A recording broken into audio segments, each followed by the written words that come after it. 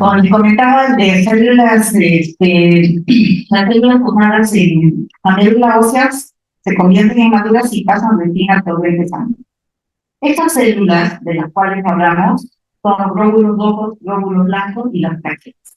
Como bien sabemos, los glóbulos rojos se transforman, transportan el oxígeno de los pulmones a las células del cuerpo, los valores normales de 5 millones, y cuando baja de los glóbulos rojos es conocido como una anemia.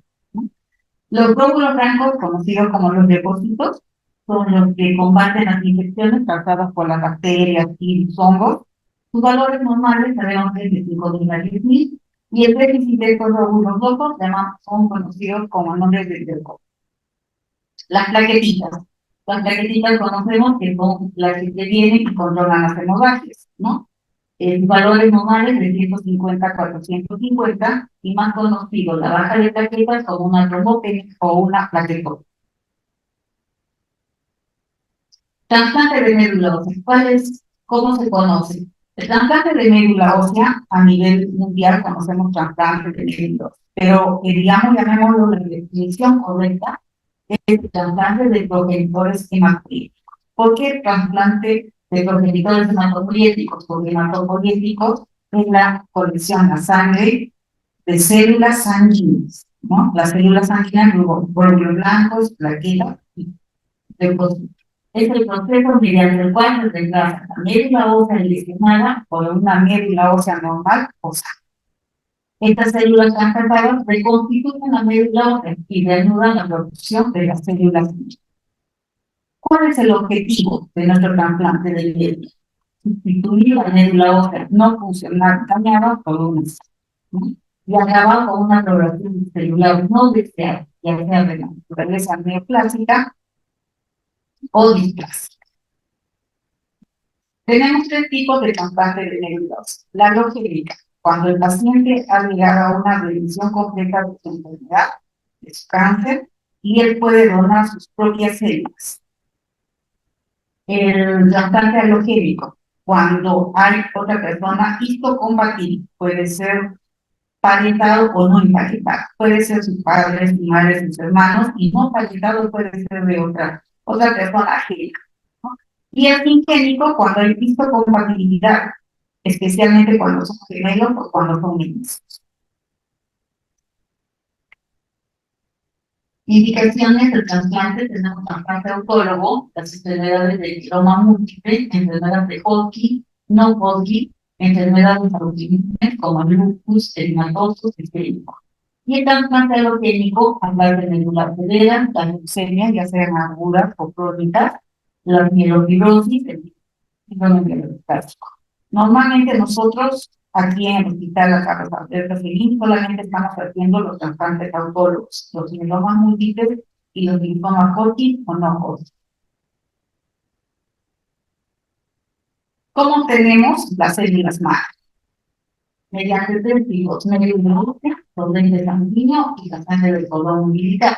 Médula ósea, cuando se hace la función lumbar, exactamente, se saca la médula ósea. Torrente sanguíneo. El torrente sanguíneo se hace mediante un proceso que se llama aféresis, mediante una máquina que se llama aféresis. De ahí se sacan las células madre. Y es sangre de cordón umbilical directamente mediante la función en la vena umbilical, ¿no? Normalmente ahora lo que se está haciendo es criopreservar las células de racimo masivo. Aquí en Arequipa no tenemos, pero sí en la ciudad de Lima.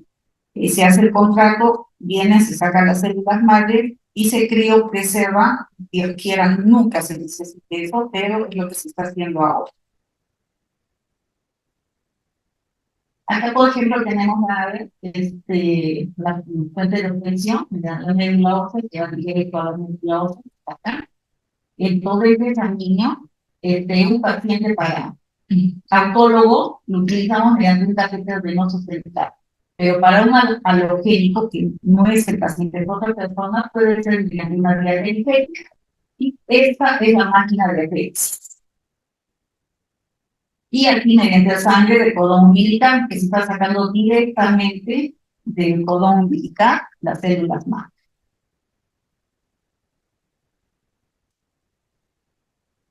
Para que nuestro paciente sea aceptado y esté en buenas óptimo para poder entrar a una unidad de trasplante, tenemos que ver muchas evaluaciones previas al trasplante, ¿no? Antes del trasplante, el régimen de condicionamiento, que lo vamos a ver seguidamente.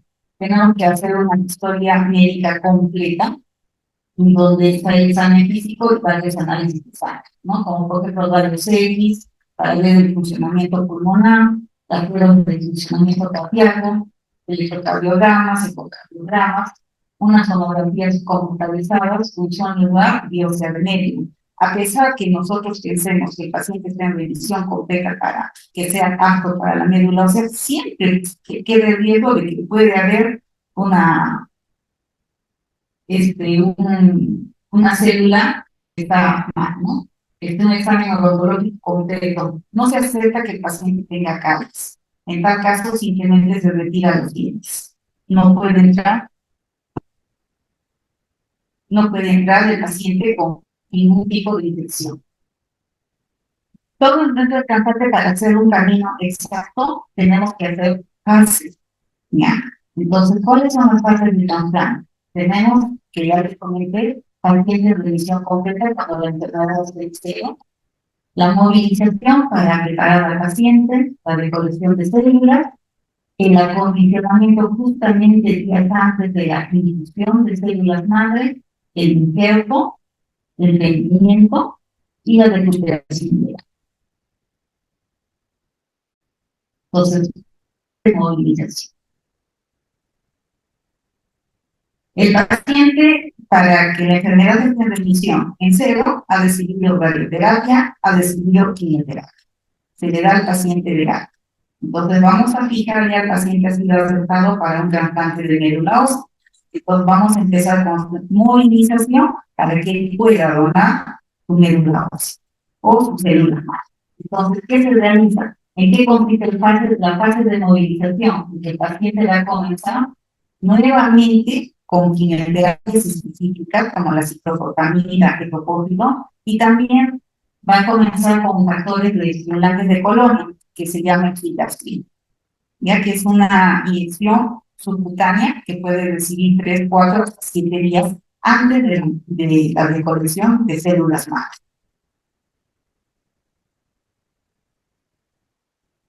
Llega el día de la fase de recolección de células madre, también llamada apéresis, justamente porque utilizamos la máquina de apéresis. Al paciente se hospitaliza, se le coloca catéter venoso central.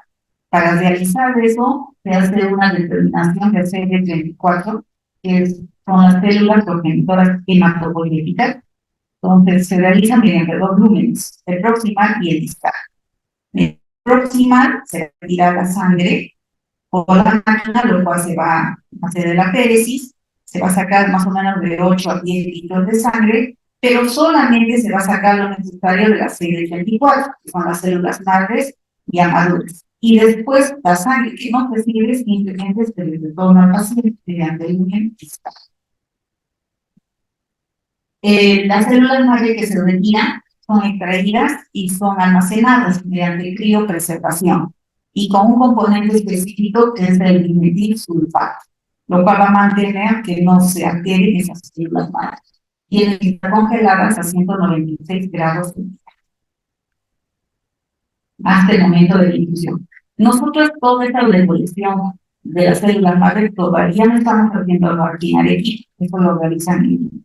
Y ya cuando el paciente se le va, el día que se le va a introducir las células madre, un día antes o ese mismo día, nos está llegando recién la célula madre.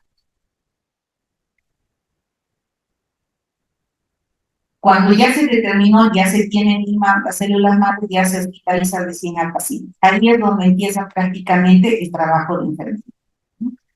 Se necesita al paciente, ingresa el paciente, lo decepcionamos, se talla, se hace la historia clínica exacta. Los artículos de uso personal entran, pero siempre y cuando sean desinfectados con alcohol o mediante unas ventanas o cruzas que se llaman, que van a desinfectar las cosas que trae el paciente, ¿no? Su celular cargador puede traer una radio, puede traer libros, su ropa de uso diario, Y lo cual, acá les voy a mostrar cuáles son esas. Estas son, por ejemplo, las ventanas de desinfección, o llamadas también cruces. Esto hay en el interior y en el exterior, igual que esto. Acá ven una luz roja o una luz verde. Cuando la puerta de afuera, digamos, se abre, la luz roja se prende, significa que nosotros no podemos abrir esa puerta. Se meten las cosas, la radio, el celular, el cargador, las cosas personales del paciente y se cierra. Y esta luz verde se enciende y mediante 10 a 15 minutos se mantiene para desinfectar. Se apaga la luz verde y nosotros interiormente recién podemos abrir para sacar las cosas.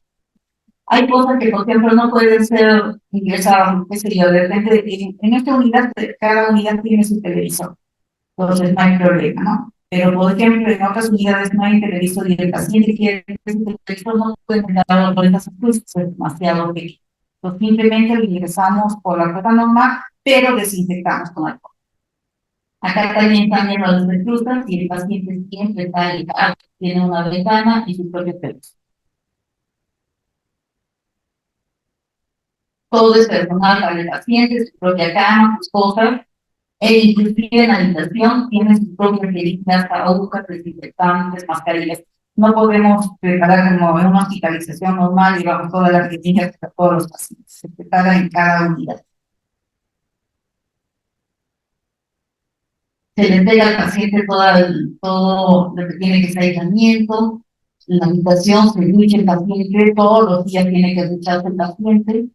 Luego el familiar, en contra familiar, se prohíbe familiares siempre y cuando el paciente sea adulto mayor, adulto joven o adulto, ¿no? Si el paciente es un niño de 13, 14, 15 años o hasta 17 años, puede ingresar a un familiar, pero tampoco puede salir y entrar. Tiene que quedarse las 24 horas del día y durante todo el proceso, ¿no? En caso de ser adulto mayor, difícil porque normalmente los trasplantes se hacen hasta 65 años de edad. Colocación del catéter central y una vía periférica. Iniciamos con una vía periférica para colocar la medicación y para colocar la quimioterapia. Y el catéter central solamente se va a utilizar el día del trasplante, nada más, y a posteriori. Y se retira la vía periférica el día que se va a realizar la ejecución de células madre.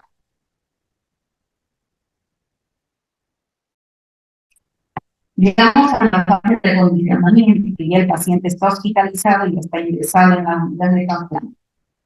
El tratamiento que recibe el paciente en los días previos a la ejecución medular.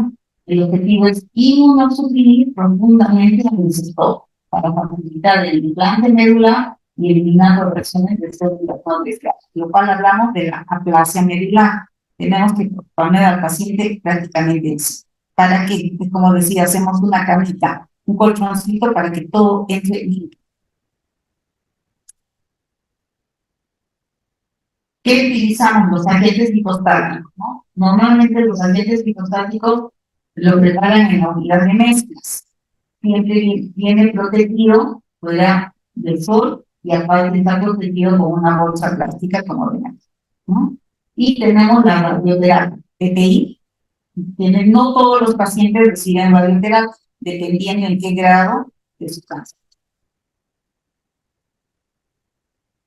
La fase de difusión llegó el día, la fase de acondicionamiento dura más o menos de 7 a 0 días, ¿no? U 8 a 0 días, dependiendo del esquema. Puede ser VEAN, puede ser VEON, dependiendo si es un mieloma, dependiendo si es un linfoma. Y el día de difusión le llamamos el día 0, porque es donde el paciente vuelve a nacer.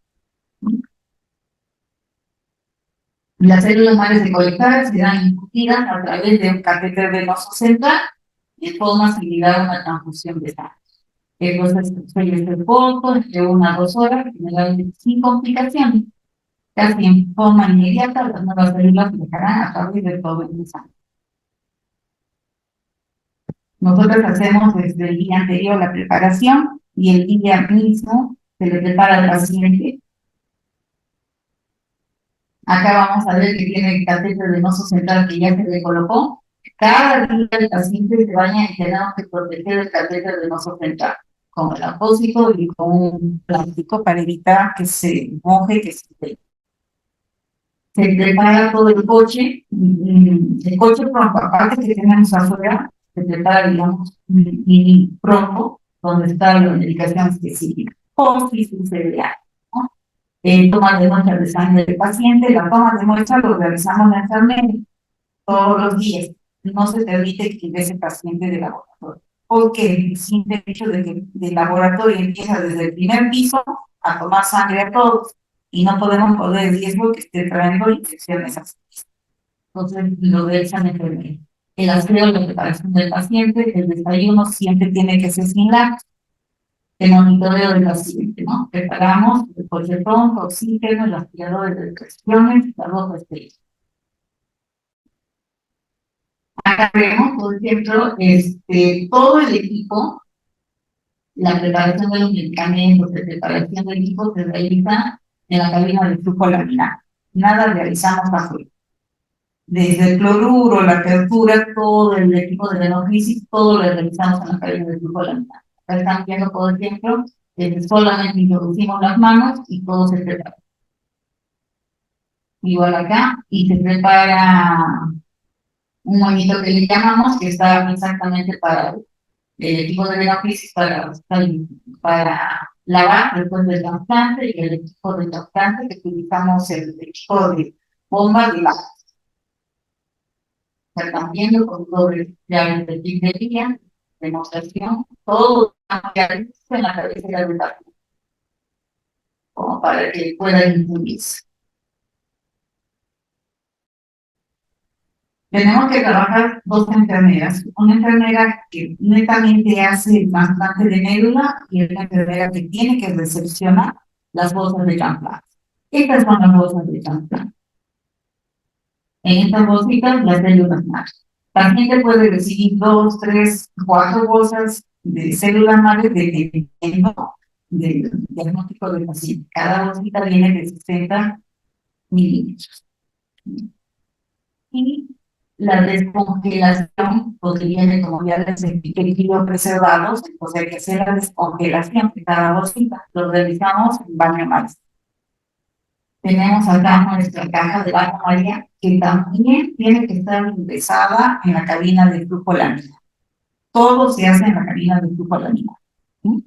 Entonces, es quien está encargado de la descongelación y la transportación de las células madre es el personal de banco de sangre.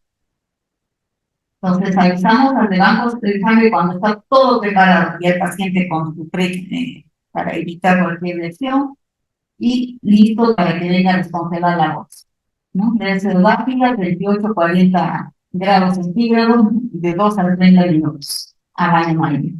En la habitación, la enfermera está en la puerta simplemente para recepcionar y entregar las bolsitas de células madre. Aquí estamos preparando al paciente, todo estéril, la enfermera ya está cubierto a todo, igual al paciente le cubrimos todo con las sábanas, mascarilla, y en espera nada más de las bolsas. La premedicación, que son anticorticoides, antihistamínicos, comprobamos la permeabilidad del catéter, como les explicaba, no podemos utilizar ese catéter previo a la infusión para la administración de medicamentos, solamente para la administración de las células madre. El catéter tiene 3 lúmenes y la administración lo realizamos por el lumen distal. La infusión se daría por una muestra como les comprobamos la permeabilización del catéter.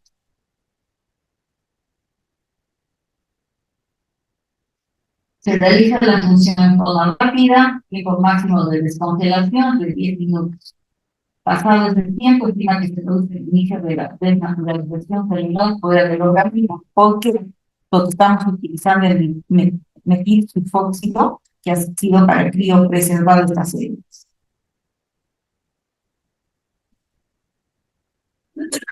Aquí ven, es como prácticamente una transfusión sanguínea, que es para las células madre, y su producto que le colocamos para la, ¿no? Después de haber pasado ya sea 2 o 3, 4 bolsitas de células madre. el médico nos acompaña para cualquier tipo de reacción. Aquí estamos esperando la transfusión y damos hasta verán que hay una jeringa en la última bolsita que tenemos y pero ver absolutamente nada, ¿no? Pasamos lo que más se puede. Aquí estamos terminando.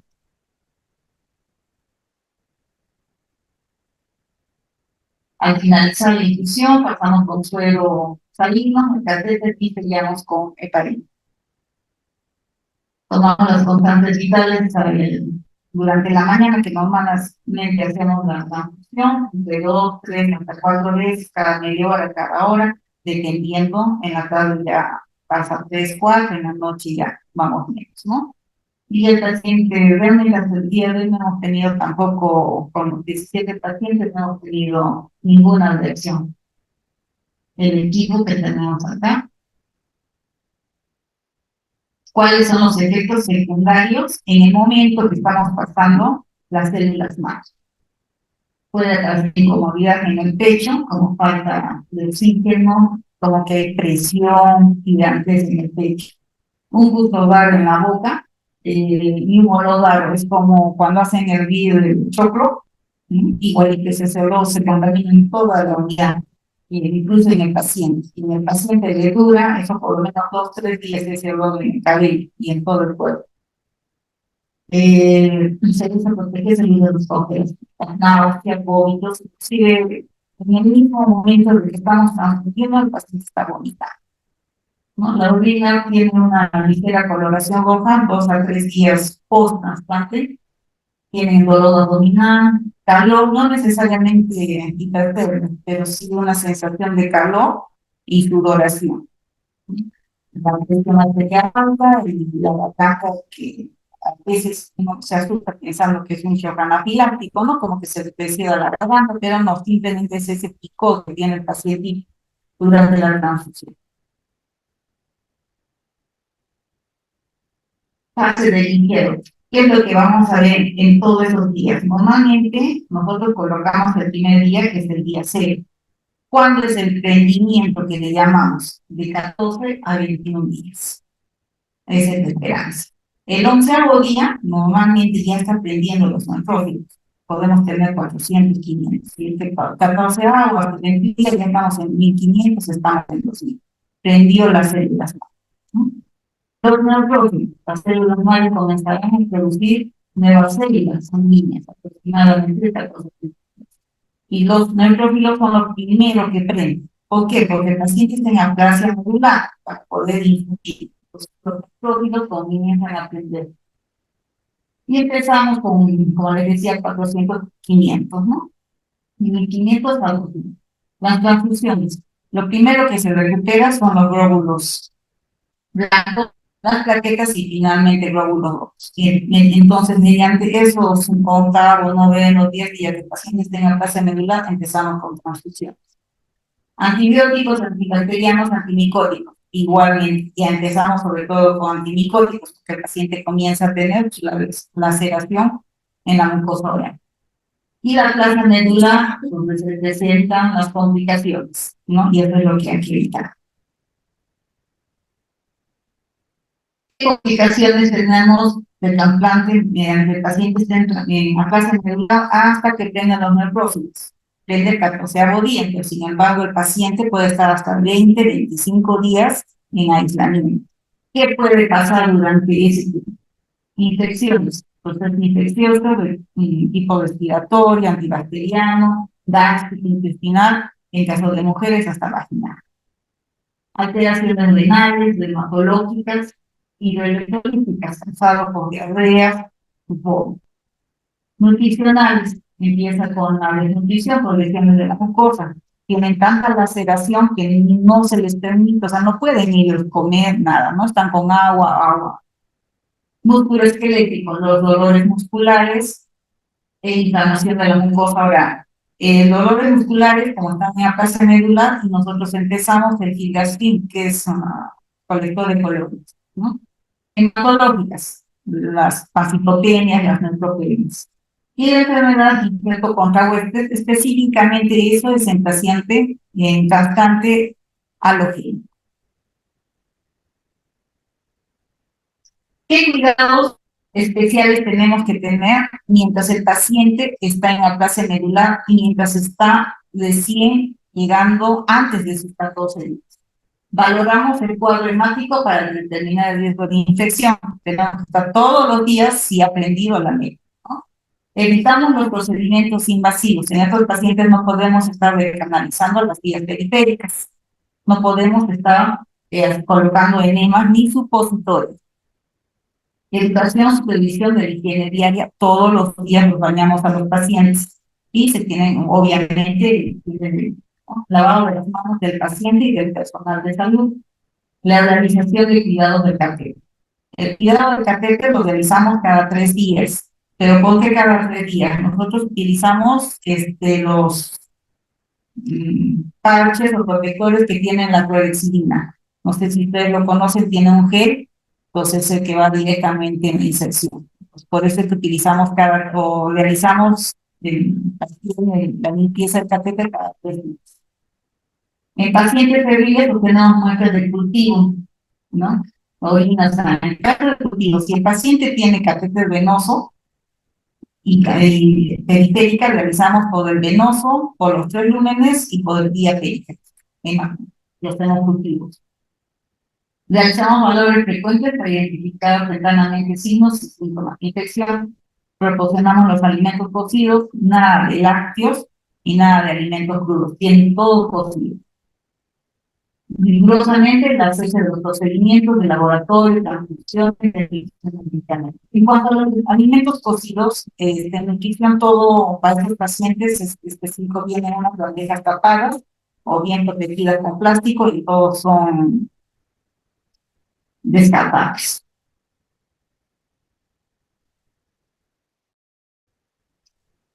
Ya aprendió las células, el 14º día, el 15º día, ya está con sus microbios de 2000, 3000, y el paciente sale a piso. Tampoco se puede idear, pasa a piso para hacer la observación.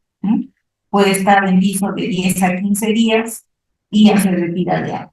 Los cuidados de agua y las indicaciones que se le dan al paciente, que seguirlos, tienen que coordinar con seguimiento, ¿no? Por lo menos tiene que ir cada 15 días primero, después cada 2 meses, finalmente cada 6 meses, después continúa cada 2 años y finalmente 5 años. Se recomienda la visita diaria y no puede estar por lo menos los 6 primeros meses, tiene que estar alejada de la gente, porque sobre todo de los niños. Los niños al tener resfriados, cera, son más contagiosos. Entonces, no puede el paciente obtener este tipo de enfermedades. Y los pacientes que tienen trasplante de médula ósea o mieloma múltiple, estos pacientitos reciben el ácido colendroico cada 3 meses o cada 4 meses, por lo menos unos 4 a 5 años. En caso de linfoma no Hodgkin, no hay problema. Proceso de atención de enfermería, como sabemos, todas las enfermeras trabajamos en los hospitales o postas, siempre hacemos la valoración del paciente, el diagnóstico de enfermería, nuestra planificación, nuestra ejecución y finalmente la evaluación. Como primer diagnóstico vamos a poner el riesgo de infección relacionado con la inmunosupresión y los procedimientos invasivos. ¿Cuál va a ser el control de riesgo? Proceso infeccioso. Como vemos aquí, el aislamiento invertido, el paciente no recibe ningún tipo de visitas mientras esté en la unidad de trasplante, solamente mediante vía teléfono, y nosotros qué hacemos, como tenemos la unidad en el 7º piso, las ventanas van hacia la cochera del primer piso, entonces los familiares iban a la cochera y solamente por la ventana podían por lo menos darse un hola, ¿no? Con los familiares. Y el cambio de muda, el cambio de ropa solamente se hacía interdiario. Ellos traían la ropa y nosotros les devolvíamos la ropa usada, nada más, pero no se podían ver de ninguna manera.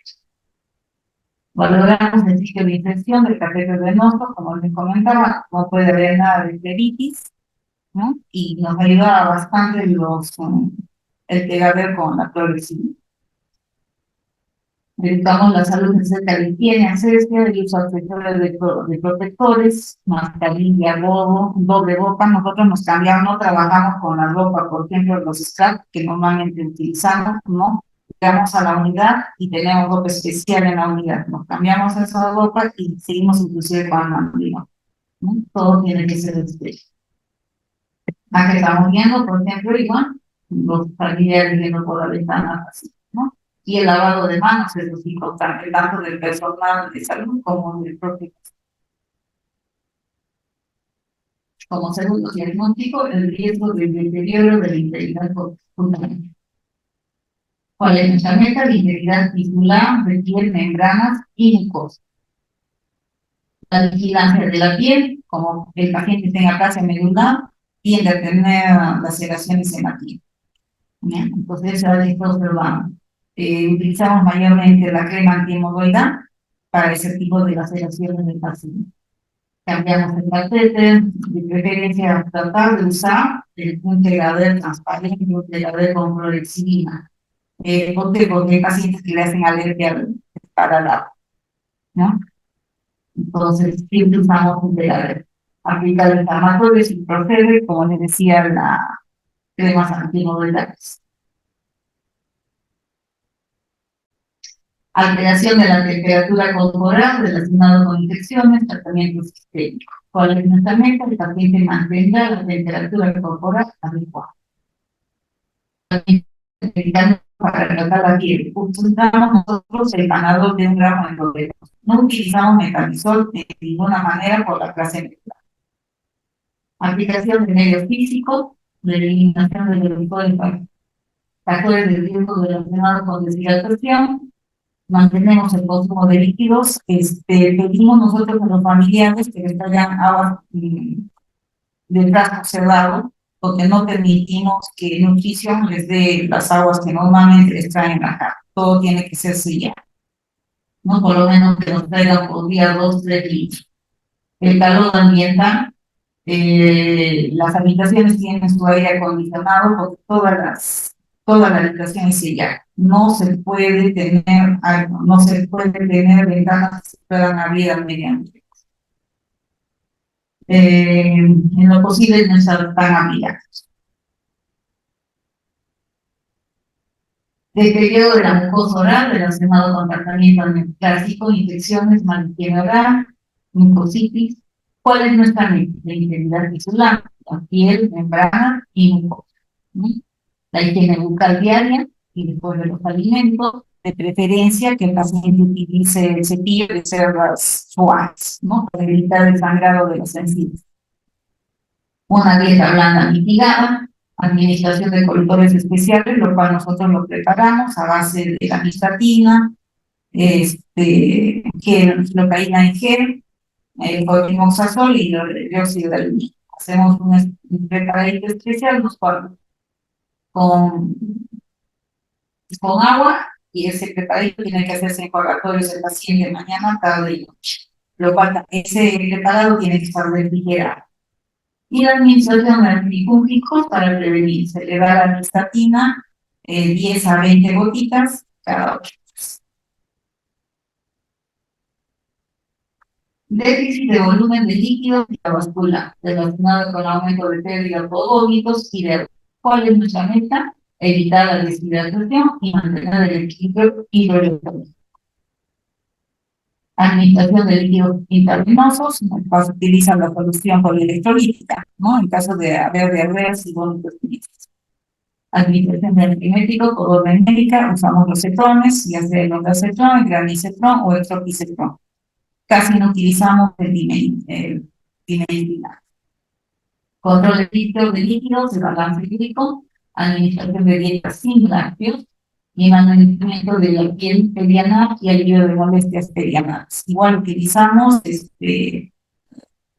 crema antihemorroidal o también campañas María con insulina. El riesgo de sangrado relacionado a la disminución del recuento de sangre. ¿Cuál es nuestra meta? Disminuir el sangrado. La toma de muestra diaria, lo cual lo realiza la enfermera. Observación 6, sangrado. Normalmente estos pacientitos tienen sangrado de encías y epistas. La observación de la piel y mucosa, me gusta decir de sangrado, como petequias, esquimos, hematomas. Evitación al paciente por mantener una correcta higiene oral, evitar el tacto de pares, las enemas. El reposo absoluto para evitar una caída y así pueda tener paciente sangrado, ¿no? Y la administración de los derivados, tenemos mayormente para las plaquetas podatesis.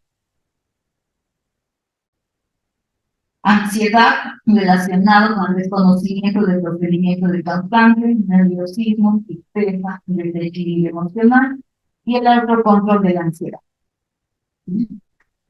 Muchas veces, cuando el paciente inclusive ya viene para hospitalizarse a la unidad, muchos tienen la idea de que cuando hablamos de trasplante de algún órgano trasplante, tenemos la idea de que va a entrar basada la quirófano, lo va a operar, ¿no? Pero no, no es así. En ese momento se le explica que no es nada, es como una transfusión sanguínea. Entonces, como que eso, ese miedo, ese desconocer ya se tranquiliza, ¿no? Entonces, eso también tiene la ansiedad. Y el hecho de estar separado de tu familia prácticamente un mes, 30 días, no verlos, no sabes cómo vas a salir, no sabes si vas a encontrarte con tu familia, eso lo tiene demasiado bastante. Y el hecho de estar también encerrado en cuatro paredes, ¿no? Tienen ansiedad bastante. Entonces, tratamos de realizar las actividades, de conversar con el paciente, darle ánimo, de que converse con su familia vía teléfono. Les permitimos tener un televisor, si en caso no hay televisor, ¿no? ¿Para qué? Para que de alguna manera esté distraído y no esté pensando en lo que pueda pasar, en lo que está pasando. Y muchas veces también la experiencia de eso, ¿no? Te enseña, les hacemos llorar, pero llora con sentimiento, como se dice. A veces lloramos para que no nos escuchen, ¿no? Y tratamos de ese sentimiento de que no nos escuchen, qué pensarán si voy a llorar y te aguantas. No, les decimos lloren, lloren, si quieren gritar, griten, o sea, desahoguen, desfoguen eso y realmente lloren. El deterioro del patrón del sueño relacionado con factores ambientales y malestar, de dificultad para conciliar eso.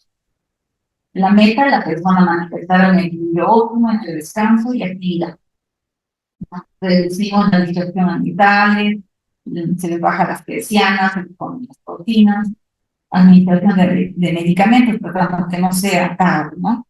En lo posible, 8 de la noche, 9 de la noche, para que puedan descansar tranquilamente, no levantar a las 12 de la noche, 1 de la mañana. Ajustamos el ambiente, temperatura, el colchón, vemos de repente la almohada está muy hundida, el colchón de repente está desbalanzado, entonces tratamos de, si es posible, se cambia de colchón, ¿no? Y colocar siempre el timbre al lado del paciente. El afrontamiento familiar comprometido relacionado con el familiar que demuestra preocupación ante la enfermedad, ¿no? Con la mente el apoyo familiar durante el tratamiento. El hecho simplemente de que el familiar o el paciente sabe que ha venido su familiar a entregar, a cambiar la ropa, eso simplemente le agrada, ¿no? A que nadie vaya a verlo y se siente triste, o que simplemente verlo de la ventana abajo en la cochera es una alegría. ¿Qué significa que ellos están ahí? ¿No? Entonces, y a los pacientes que están, que se quedan 4 horas con el paciente, enseñando desde el primer momento toda la ciencia, todos los cuidados que tiene que tener, ¿no? Y sobre todo, engalarlo al paciente y decir, estás haciéndolo muy bien, perfecto, sigue adelante, dale ánimo, estás lavándote muy bien las manos, estás ayudando muy bien al paciente, ¿no? Apoyamos al cuidado, establecer el cuidado del paciente. Y sobre todo, formar que el paciente no está solo, está en compañía de su familia y su familia lo está esperando a que salga. El primer trasplante que realizamos, invitamos a toda su familia afuera, ¿no? A la sala final del trasplante con ramos de flores, con un oso, para que la señora se sienta contenta. Y al momento de que le dimos el alta, salió al pasadizo y estaba toda la familia esperando, pues con globos, fósforos, flores. Fue un evento muy bonito, con aplausos, todo. Entonces, esa emoción la renace más a la paciente, salió muy feliz. ¿Sí? Y finalmente a nivel mundial se pide que se done para los pacientes para un trasplante halogénico para que se pueda salvar. Gracias, espero que haya sido de buen pasar.